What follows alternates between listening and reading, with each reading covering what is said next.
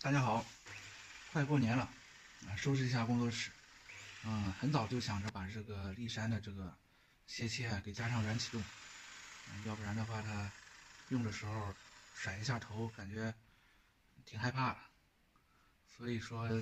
就在网上买了一个软启动模块，今天看看试一下给它装上，给大家看一下这个软启动模块。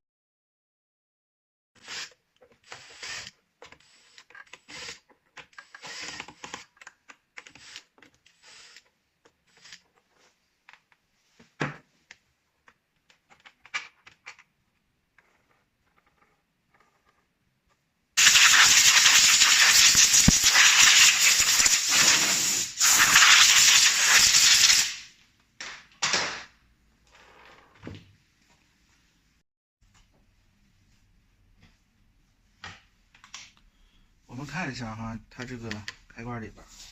它这个是一个锁扣，如果这样的话是掰不动开关的，所以说按的时候是要把这儿一按，然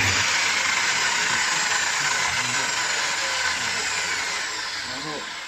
火线在这儿，然后在这儿并起来过来一根，然后从这儿进，然后从这儿出来以后到电机，然后这边的这是零线在这儿并，然后过来到了这个控制板。这个控制板应该就是这个激光线的控制板，而不是这个其他的地方的控制板。所以说，在这边的话，改线的话就直接就可以把这个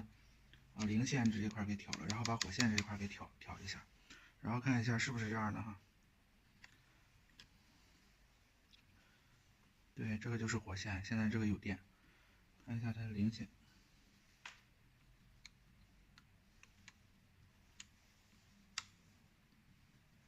没有，行吧，这就属于那个网上卖家说的那个单刀的开关的开法这就很简单了。试了一下，找了一下位置，就是放在这个位置的话是都不影响的。我现在需要把这个进电机的线这一根给它掐断用这个蓝线和黑线给并起来。然后这个红线呢是接在零线上直接接到这个地方，线有点长我给它掐掉。